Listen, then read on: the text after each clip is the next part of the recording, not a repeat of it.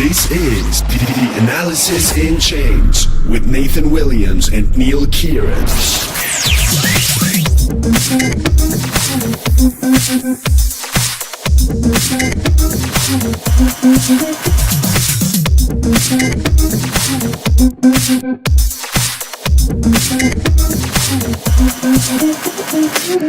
Nathan Williams here from Analysis in Chains by CryptoNews.com, your daily source of all things crypto. I'm here with Sasha Ivanov, the CEO of the Waves platform. Sasha, thank you for joining me.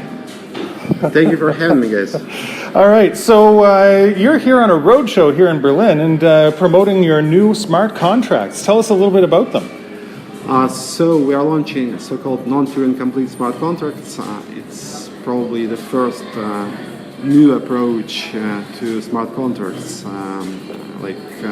Of course, we generalize what has been done in Bitcoin because they had also some kind of a non-Turing complete system, but we somehow generalize it and make it like more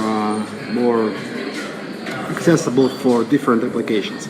So it's going to be a system that doesn't need gas. You don't need to introduce new entities such as gas, and it will support probably 90% of what Ethereum supports in a Turing complete way.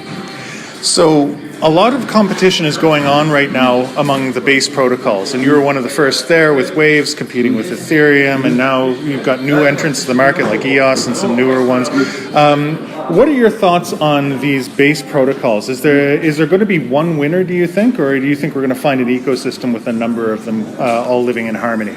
Probably at the moment we won't see one winner because most of the people are doing the same thing, still based on the same ideas that actually stem from Bitcoin. So we haven't moved too far from Bitcoin just now. So we need some totally new ideas to move really further. So I don't think that in near future we'll have one winner.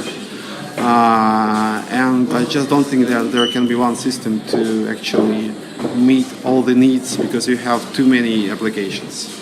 So with the introduction of smart contracts, what are some of the projects that you are excited to see being built on Waves? Basically, we are probably focusing on high throughput systems, so payment systems, loyalty programs would be quite interesting, and we want to see, of course, many new applications in enterprise sector and in the space of gaming. We are gonna actually have a separate unit which focuses exclusively on gaming, because I think that gaming can become a new area for blockchain development. So we have a permission chain which is called Vostok, and it's a totally new and separate project. They are focusing on enterprise, and we'll have also our smart contract system there.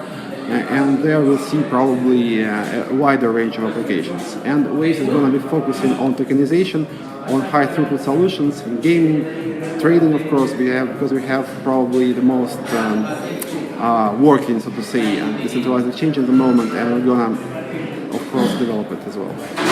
Now, when blockchain all started, it was all about decentralization, all about transfer of power, so you didn't have to trust a third party, that sort of thing. But you've been working very closely with regulators to try and establish, with Deloitte, to try and establish regulatory frameworks. Do you see the future as being more decentralized or more working with governments? At a certain stage, government is not the enemy of the ecosystem because you need some regulation to give some boost to the ecosystem. Otherwise, it's still going to be some kind of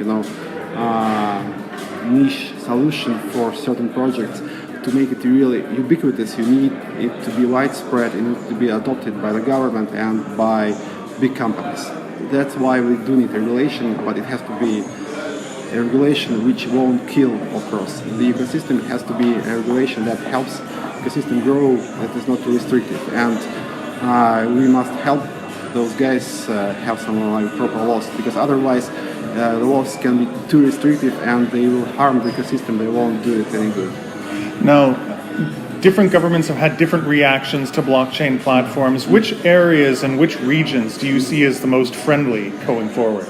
I think that Asia is really good in this because they are focusing more on the business side and they don't care too much about legality. For example, they are not focusing too much on the nature of the token as it's done in the US, where SEC is really trying to differentiate between security and equity tokens, security and utility tokens. And in Asia, they're focusing more on the business side, and I think now Asia is the leader.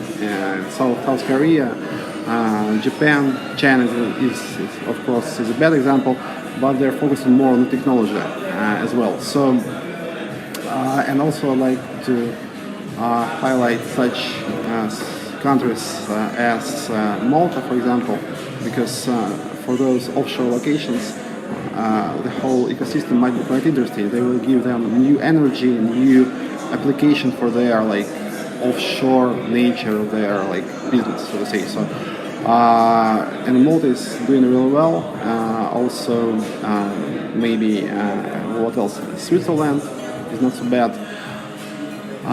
And of course, we need to have some laws in like bigger countries and in European Union, in the US, which regulate this thing. But I fear that they won't be there, and they will just be a part of like more general laws applicable to the whole digital world. So probably blockchain won't have its own law in the US, for example. Makes sense. Yeah. Now, you're on a road show to promote Waves and your new smart contracts. Where are you going next, and what can we expect from you in the future? So we are going to have an event in Israel, and an event in Italy, and event in Moscow, and should be it, because after that our smart contracts are live. So, and then we'll have some other technical achievement, and we'll have another roadshow. Oh, what's the date for the smart contracts going live? They should be on the mainnet at the end of August, hopefully. Yeah. Wonderful. Well, Sasha Ivanov, CEO of Waves, thank you for joining me, and good luck with your launch of your smart contracts. Thank you very much.